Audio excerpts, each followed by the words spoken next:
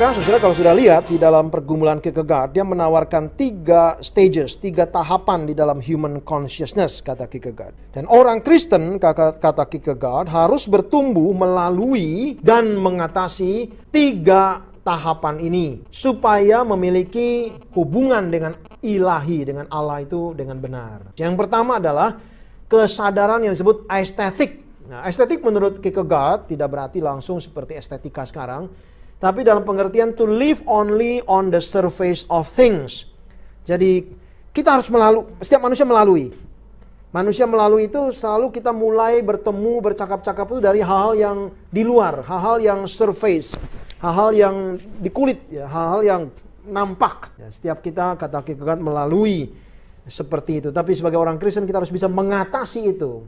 Jadi kita ketemu orang to say hello, pertama-tama kita lihat mukanya, gayanya, jalannya mungkin pertama-tama. Tidak bisa tidak setiap kita bertemu dengan aspek itu. Kadang-kadang kita tidak mempedulikan aspek estetik. Estetik itu adalah menurut Kierkegaard pertemuan pertama manusia dengan sesuatu. Nah, kalau saudara melihat misalnya katakan tembok ini warnanya hitam, keling, menakutkan. Saudara begitu ketemu tembok ini sudah nggak langsung bicara, oh tembok. Tapi langsung, tembok macam apa nih gitu loh. Jadi warna, bentuk, segala macam itu pertemuan kita pertama, saudara. Manusia, kata Kierkegaard, melalui proses ini. Kita sebetulnya sangat menghargai noun, bendanya. Tapi tidak sebetulnya, kata Kierkegaard. Sebetulnya menarik perhatian kita pertama itu estetik aspeknya malah. Saudara kalau rambutnya commonly ya nggak menarik perhatian. Saudara kalau mau menarik perhatian orang ya rambutnya dilainin sedikit, ya, kupingnya dilain sedikit jadi Star Trek, betul ya sebenarnya. Pasti orang meladeni saudara cepetan, betul ya. Karena meskipun sama-sama orang ini lain, ini lain. Jadi dia mengatakan kita harus die away, kata Kierkegaard, away the aesthetic states. Maksudnya cuma melihat dari luar. Kita tidak boleh berhenti sampai di situ. Kita tidak boleh hanya memahami segala sesuatu dari luar saja. Lalu kita segera terpikat, segera terpukau dengan apa yang di luar. Harus melanjutkan. Maka melanjutkan yang berikutnya adalah kita juga jangan terpukau kepada moral life, bayangkan. Jadi kalau kita pertama kali lihat orang itu kan lihat tadi estetiknya, tapi harus jangan berhenti di situ. Jangan berhenti di kesan pertama. Kita akan masuk ke state yang kedua yaitu moral. Orang itu bagaimana bersikap, bagaimana orang itu punya moral. Tapi Kierkegaard juga mengatakan itu pun tidak boleh kita berhenti sampai di situ. Kalau kita berhenti sampai di situ kagum, kita belum mempunyai divine relationship. Misalnya kita lihat sehari ini ada satu orang yang penampilannya begitu memukau kita, tapi juga dia seorang yang bermoral, orang yang rendah hati, orang yang tidak korupsi. State kita pasti ke sana. Tapi itu pun kata Kierkegaard tidak boleh membuat kita berhenti sampai situ, bayangkan. Kalau kita terpukaunya berhenti sampai situ, kita nggak punya relasi dengan Allah katanya. Serba salah bukan? Itulah interiority. Kalau buat kita ya sudah bagus dong. Kita mengagumi, bisa membedakan yang jelek sama yang bagus saja sudah berarti kita punya nilai yang sama dengan yang bagus itu, bukan? Tapi itu sudah bagus, kita bisa membedakan yang jelek sama yang bagus, itu sudah bagus, bukan? Tapi Kierkegaard bilang itu pun tidak boleh berhenti sampai situ. Sampai di moralnya pun tidak boleh berhenti sampai situ. Karena bagi Kierkegaard itu adalah tipe Pelagian katanya. Bayangin, Pelagius, lawannya Agustinus.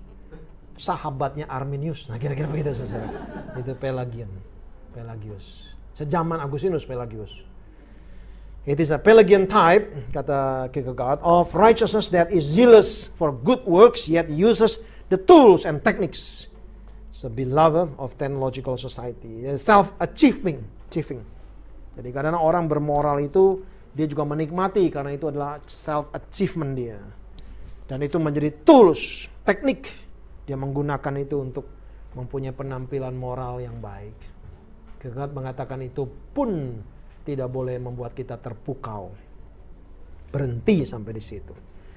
Nah, kalau sudah kau lihat, Kierkegaard mengajak kita masuk ke dalam state yang ketiga, yaitu religious consciousness. Jadi sekali lagi begini, cara berpikir Kierkegaard, saudara ya.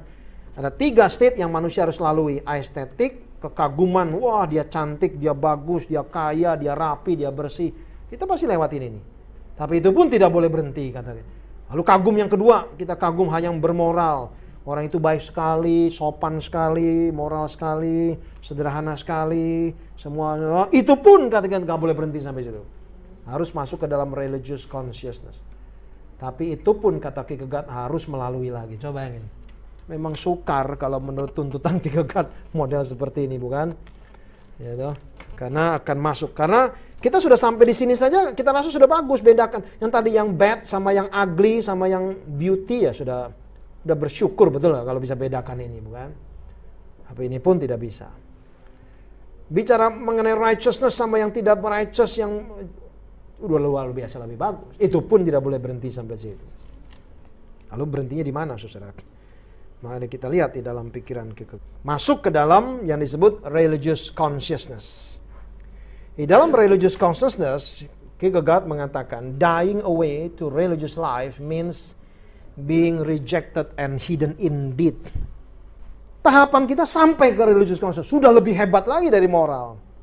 Tapi kata Kierkegaard, kalau you sudah masuk ke religious consciousness, itu berarti dia mengatakan, you tidak boleh lagi terpukau di situ, tidak boleh berhenti sampai di situ, tapi harus bersedia ditolak, bersedia tersembunyi.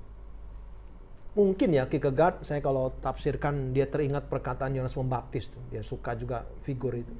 Biar dia semakin besar, aku semakin kecil. Jadi ini versinya Kierkegaard. Kalau versi saudara tidak tahu, saudara waktu nyanyi lagu itu bagaimana ya? Apa? Biar dia makin bertambah gitu. Ku makin berkurang, tapi semakin bilang berkurang suaranya masih keras terus, betul.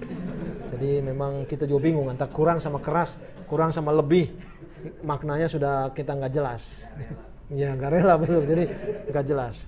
Paling rela di lagu aja kita nyanyi. Jadi dia mengatakan, you cannot be a leader, kata Kierkegaard, and the reformer of the church at the same time. Waduh, kalimat ini harus didengar oleh para leader gereja nih. Kalau yang sudah jadi leader, dia bukan reformer. Reformer itu being rejected, being di dalam wilderness, itu reformer katanya. Nggak ada reformer yang jadi leader. Leader jadi reformer. Lupakan saya Kierkegaard. Irrelevant, tidak ada relevannya lagi. Sebab leader mau menjadi reformer, dia banyak kepentingan, kata Kierkegaard. Nggak bisa jadi reformer. Saya malah gentar kalau RWS jadi besar ya. Saya rasa beritanya juga harus dicocok-cocokin lagi. Yang penting cocok gak dengan Alkitab? Setia gak kepada tradisi dan ajaran? Saya selalu, saudara jangan kira saya belajar Kierkegaard segala macam. Saya selalu kembali cek lagi ke Calvin, saudara. Saya cek ke Agustinus. Karena bagi saya akan menjelajah ke dalam segala aspek. Tapi back to the Bible bersama dengan para bapak gereja. It's not just my idea, no. I'm just a student of the church father and the Bible. Tapi memang tidak gampang menjadi leader sama reformer at the same time. Saudara setuju tak? Nggak gampang. Orang yang berteriak-teriak sekarang kepada government di luar, coba jadi presiden. Berhenti jadi reformer dia, betul. Nggak bisa. You go suffer, teriak-teriak di luar dulu. Sudah jadi presiden, atur sistem segala macam, jadi presiden seumur hidup dia. John the Baptist had to accept being a voice in the wilderness, kata Kierkegaard, to lead the renewal of God's people. This is his exercise of a hidden life in order to proclaim the advent of the Messiah. Karena pada saat kita jadi reformer di wilderness, di situ baru kita bisa mengexercise hidden life kita, interiority kita, kata Kierkegaard. Apakah betul-betul kita jujur dah, sejalan dah dengan panggilan itu.